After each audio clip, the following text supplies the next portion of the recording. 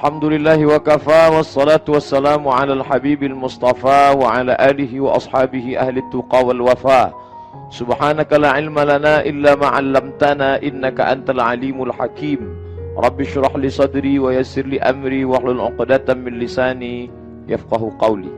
Yang kita hormati dan insyaallah dimuliakan Allah Subhanahu wa taala, Datuk Seri Menteri Besar, Datuk Mufti, Datuk-datuk, datin-datin, hadirin hadirat, muslimin muslimat, yang besar tak dihimbau gelar, yang kecil tak disebut nama, insya-Allah kita semua dimuliakan Allah Subhanahu wa taala.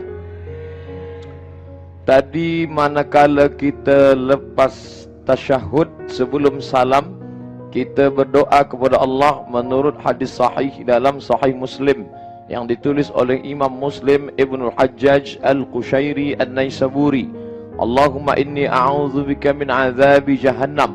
Ya Allah, aku berlindung kepada Engkau daripada azab jahannam. Wa min azabil qabri. Aku berlindung kepada Engkau daripada azab kubur. Wa min fitnatil mahya wal mamat. Aku berlindung kepada Engkau daripada fitnah hidup dan mati. Wa min syarri fitnatil masihid dajjal. Dan aku berlindung kepada Engkau daripada syarri, keburukan fitnatil masihid dajjal, kejahatan al-masih ad-dajjal. Mengapa ada al-masih di ujung kata ini ditambahkan kata dajjal? Kerana ada al-masih Isa ibnu Maryam, ada pula al-masih dajjal. Kerana keduanya memiliki persamaan yang tiada boleh dibezakan kecuali oleh orang-orang yang dirahmati Allah Subhanahu wa taala. Bila ada tempat air atau tempat makanan, orang Arab menyebut ina, dibuat daripada emas, maka mereka menyebut ina'un zahab, bejana emas.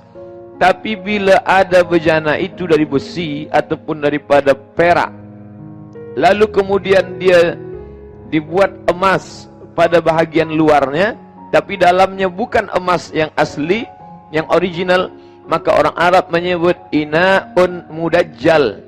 Diguna kata dajjal untuk menunjukkan dia bukan original, tapi dianya adalah palsu yang tidak ada keaslian di dalamnya. Oleh sebab itu, maka untuk membezakan antara Al-Masih Isa ibnu Maryam dengan Al-Masih yang bukan Isa, maka diguna kata dajjal, Al-Masih ad-Dajjal. Dan hampir semua nabi-nabi mengisyaratkan supaya terselamat umat. Bahkan mereka pun menyebut ada yang tidak percaya kepada Al-Masih, diguna kata istilah Antichrist, kerana ianya tidak percaya kepada Isa ibnu Maryam. Maka bentuk rambutnya sama seperti orang yang baru saja terkena air hujan dan meneteskan air pada hujung rambutnya. Lalu kemudian bentuk rupa wajahnya pun sama, dan kuasa dia pun sama. Dia tunjuk kepada langit, ya sama imtiri, wahai langit, turunkan hujan.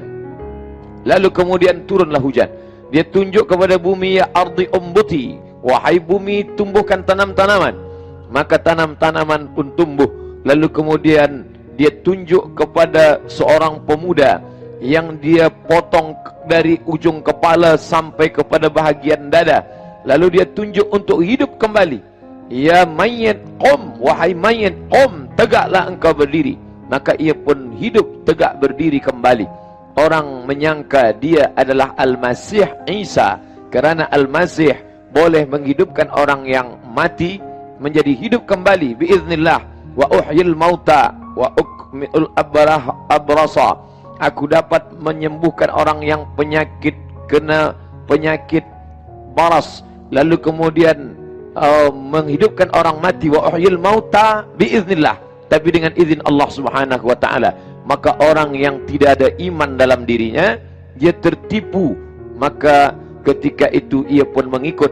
Sedangkan orang-orang yang beriman, maka dia selamat daripada itu. Maka Nabi SAW mengajarkan supaya kita terselamat daripada Al-Masih ad-Dajjal ini. Sebelum salam kita membaca doa ini. Qabliyah maghrib kita baca 1 kali. Salat maghrib kita baca 1 kali. Ba'diyah maghrib kita baca 1 kali. Qabliyah Isya 1 kali, salat Isya 1 kali, Ba'diyah Isya 1 kali. Itu baru malam ini saja. Dari subuh tadi, tahajud malam, witir, ditambah duha, berapa kali minta perlindungan kepada Allah. Allahumma inni a'udzubika min azabi jahannam, min azabil qabri, wa min fitnatil mahya wal mamat, wa min syarri fitnatil masihid dajjal. Kemudian dianjurkan untuk menghafaz ayat 1 sampai pada ayat yang ke-10. 10 ayat awal daripada surah Al-Kahfi diamalkan setiap hari, apakah malam atau siang hari. Begitu pesan daripada Syekh Ali Jum'ah, mufti Mesir yang lama. Beliau dalam salah satu muhadarah tazkirahnya mengingatkan umat ini untuk menghafaz, mengajarkan anak-anak supaya membaca, menghafaznya. Guru-guru di sekolah amat sangat dianjurkan supaya anak-anak murid menghafaz, membaca setiap hari, baik pagi, petang ataupun malam hari, supaya terselamat daripada fitnah Masih Dajjal. Sedangkan untuk amalan setiap malam, ada amalan setiap waktu, yaitu sebelum salam, selepas tasyahud. Ada amalan setiap hari petang malam, yaitu amalan menghafaz dan membaca 10 ayat awal surah Al-Kahfi. Ada pula amalan yang dibaca setiap hari atau malam Jumat. Man qara'a surat Al-Kahfi, sesiapa sahaja yang membaca surah Al-Kahfi hari Jumat, pagi Jumat, petang Jumat, subuh Jumat atau malam Jumat, adha'a lahu min nur, Allah akan menerangi ia dengan cahaya ma bainal jumu'ataini, dari Jumat ini sampailah ke Jumat hadapan. Bagi yang sudah membaca dan istiqamah dalam mengamalkan ini, alhamdulillah. Bagi yang belum, maka kita memulai. Maka orang yang tiada mampu membaca, sekali baca selesai, maka ia boleh baca 2-3 muka surat, lepas itu dia baca malam. Kerana Nabi SAW tidak mengatakan mesti malam. Man qara'a surat Al-Kahfi yaumal jumu'ah, makna yaumal jumu'ah boleh dia baca petang, boleh dia baca pagi, boleh dia baca malam. Adha'a lahum min nur, Allah berikan cahaya. Kita boleh memandang mana ulama, mana penguasa, mana budak kecil, mana orang dewasa. Kita boleh membezakan mana orang, mana tiang.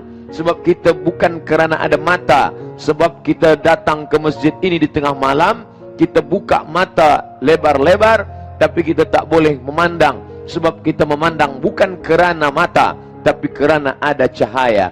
Dan cahaya itu daripada Allah Subhanahu wa ta'ala.